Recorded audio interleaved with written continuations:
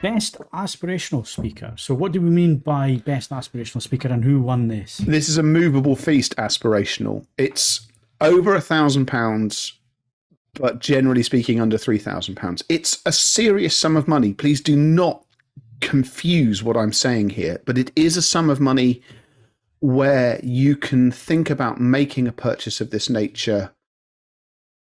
It's not something that you wait years to do. It's something that you make a decision to do, and whether you organise saving up and laying off the beer for a bit, organising a line of credit, or simply choosing a really good credit card deal, you can make a go for an aspirational product. And if you are going to make a go for one, the Neat Petite Classic is a great one to consider.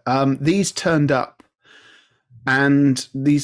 several months ago now, and they still haven't gone back into their box. They're that good. It's a little speaker that doesn't seem to understand it's a little speaker. The performance at both ends of the frequency extremes is just extraordinary. It's beautifully made. And before we went on air, Phil and I were discussing, there's another very famous manufacturer. They've got a range of speakers coming out. We'll be looking at them in due course. I believe it's one of those instances where they will be technically superior to what the Neat does, but when it just comes down to the subjective joy of listening to something, I don't know. I will be very impressed if they get anywhere near it. Listening to this speaker is fun. You sit down, and if you listen to something you enjoy, it will take your mind off anything else that's going on. It's just a delight to spend time with. It doesn't take up very much room. It's very unfussy about placement. It's interesting. It's well made. In some ways, it's not as exquisitely finished as the Q Acoustics is. I mean, the Q Acoustics is built in a factory in China. It has economies of scale that Neat, based up in Barnard Castle, do not. The Neat is extremely well made, but it's more a utilitarian thing. But it's attractive, and it's one of the rare instances where a white product looks better than the black product.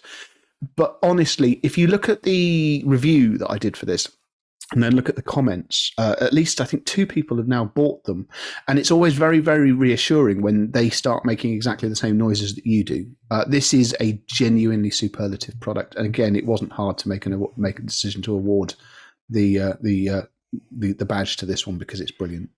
Yeah, based in Barnard Castle. Clear view there of how good they should be. And not too far from me. I might actually pop down there and pick up a pair and have a listen to. No, you could. Well, I mean, as I say, I would find that interesting. In light of what you were saying, I think you'd find that a very interesting experience. Yeah, that might have to happen.